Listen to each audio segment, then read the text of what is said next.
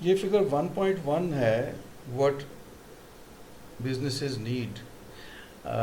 ہوا یوں کہ اوپر ایک فگر گزری جس میں لیبر بتائی گئی، لینڈ یعنی وہ ٹمبر بتایا ہوا تھا وغیرہ پیج 4 کے اوپر. تو میں غلطی سے اس کو فگر 1.1 سمجھ کے ایکسپلین کر گیا. یہ ہے فگر 1.1.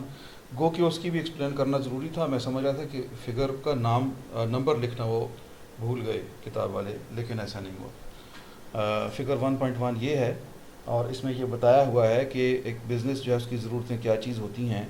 تو اس میں سے جناب والا انہوں نے تمام ضرورتوں کو لسٹ کر دیا. اگر ہم ٹاپ رائٹ سے اگر ہم چلیں، کیپٹل ہے سب سے پہلے. کیپٹل میں جو چیزیں آتی ہیں آپ دیکھ رہے ہیں کیا ہے. پیسہ ہے اس میں، کام کرنے کی جگہ چاہے وہ فیکٹری ہے یا آفس ہے، اور جن چیزوں کے ذریعے آپ کام کریں گے. مشینری ہے، اس میں بنانے والی مشینری جو چیزیں بناتی ہے اور جو ٹرانسپورٹ کرتی ہے، را مٹیریل کو لے کے آئی، فنشڈ پروڈکٹ کو مارکیٹ تک لے کے گئی، وہ سارا اس میں آ جائے گا.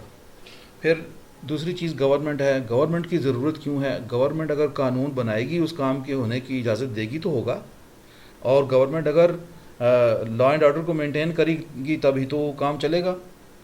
اور یہ گورنمنٹ کے جو کرنے کے کام ہوتے ہیں سارے یہ ہوں گے تو ہی کوئی بزنس چل سکتا ہے. اگر گورنمنٹ سڑکیں ہی نہ بنائے اور آپ وہاں پہ بزنس لگا لیں کانچ کے برتنوں کا، تو کیسے آپ مارکیٹ تک ان کو سیف لے کے جائیں گے وغیرہ.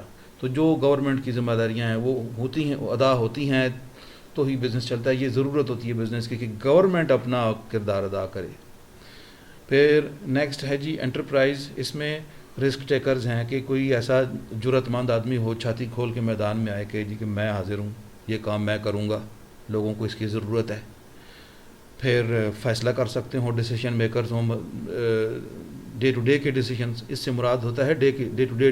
حالانکہ رسک لینا بھی تو ایک فیصلہ ہی ہے، لیکن جس نے رسک لیا، پیسہ لگایا، اب اس کے بعد وہ اس طبیعت کا شاید یا اس کیڈر کا آدمی ہو سکتا ہے کہ وہ ہر روز کے جو ڈیلی آپریشنز ہیں ان میں بزی رہ نہ سکتا ہو. تو وہ پھر جو دوسرے بندے اس کے ساتھ ہوں گے جن کو ملازم رکھے گا، یا اس کے ساتھ اس کے دوست ہوں گے یا ساتھی ہوں گے وہ کام کرنے والے، تو وہ ڈیسیشن کر سکیں، صحیح والے فیصلے کر سکیں. یہ ضروری ہے. پھر کوآرڈینیٹرز بھی ہونے چاہیے، کوآرڈینیشن ہونی چاہیے پوری آرگنائزیشن کے اندر. یہ تب اس کو انٹرپرائز کہیں گے آپ. پھر لیبر ہے جی، اسکیلڈ آتی ہے، انسکیلڈ آتی ہے، عارضی طور پہ رکھے ہوئے، مستقل ملازم رکھے ہوئے، سارے اس میں وہ آپ لوگ سمجھتے ہیں. آگے ہے سپلائرز. سپلائرز کون ہیں؟ وہ جو آپ کو را مٹیریل دے رہے ہیں. آپ نے اگر شو میکنگ کمپنی لگائی ہے تو آپ کو لیدر لا کے دینے والے ہونے چاہیے، یا موجود ہوں دکانیں آپ وہاں سے جا کے لیں جیسے بھی. تو یہ سپلائرز میں آ جائے گا. پھر کسٹمر کے لوگ خرید سکتے ہوں. وہاں کے لوگ جو چیز آپ بنا رہے ہیں اس پروڈکٹ کو، اس چیز کو، وہاں کا کلچر، وہاں کے لوگ اپنے مزاج پر قبول کرتے ہوں اور اپنے خلاف نہ سمجھتے ہوں اس چیز کو فرسٹ آف آل. تب وہ آپ کے کسٹمر بننا چاہیں گے، ایکسیپٹ کریں گے.